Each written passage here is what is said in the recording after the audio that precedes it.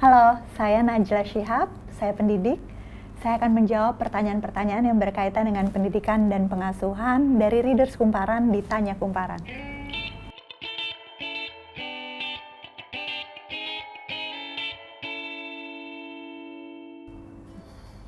Bagaimana caranya agar anak mau mengikuti rules yang diberikan oleh orang tua dan konsisten menjalaninya?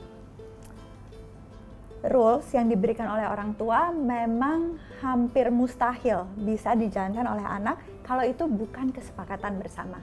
Karenanya, saya selalu bilang yang paling penting adalah menyepakati sebetulnya aturan-aturan kita dalam keluarga itu seperti apa sih? Dan itu bisa dimulai dari pertemuan-pertemuan keluarga. Bahkan dari anaknya sangat kecil sekalipun, anak umur 3 tahun, sudah bisa terlibat untuk membuat kesepakatan. Yang membantu anak untuk bisa konsisten menjalaninya adalah kesepakatannya itu nggak boleh terlalu banyak.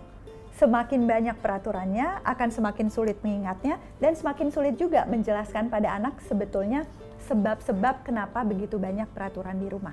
Biasanya saya anjurkan 3-8 peraturan itu udah paling banyak. Kalau di keluarga saya itu kami berlima, 3 anak, 2 orang tua, jadi kita cuma punya 5 peraturan yang masing-masing diusulkan oleh salah satu di antara kita.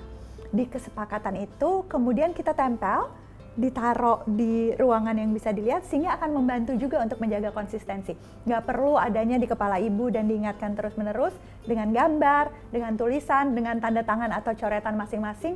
Semua orang akan lebih terpacu untuk memenuhi sesuatu yang sudah disepakati.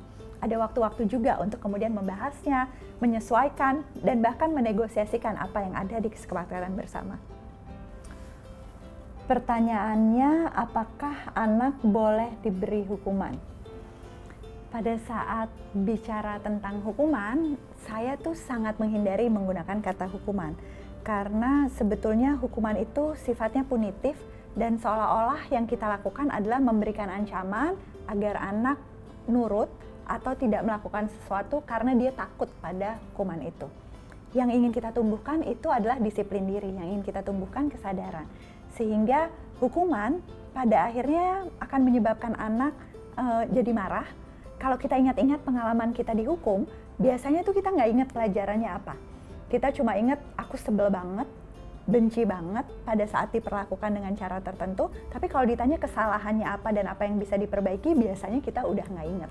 Itu salah satu contoh dan bukti bahwa hukuman sebetulnya tidak efektif dalam jangka panjang. Yang terjadi adalah begitu dihukum berhenti, tapi seringkali kemudian diulang lagi dalam skala yang lebih besar sampai dihukum lagi begitu seterusnya. Tidak ada disiplin positif yang internal munculnya dari anak. Yang kita coba terapkan adalah konsekuensi. Apa sih perbedaan konsekuensi dengan hukuman? Pada saat kita bicara konsekuensi, konsekuensi itu pasti berhubungan dengan kesalahannya apa. Kalau saya menumpahkan air di sofa, berarti konsekuensi yang saya terima tentu bukan dikurung di kamar mandi atau tidak boleh nonton TV seharian, tapi membersihkan sofa itu sehingga menjadi kering dan membersihkan bekas-bekas air yang tumpah dimanapun. Pada saat saya memberikan konsekuensi, saya juga harus tahu sebetulnya apa sih yang butuh dipelajari anak dari situ.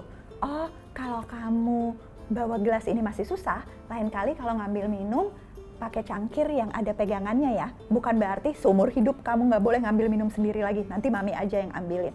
Nggak seperti itu. Yang ketiga, pada saat kita bicara konsekuensi, konsekuensi itu pasti kemudian disampaikan tetap dengan sikap menghormati anak.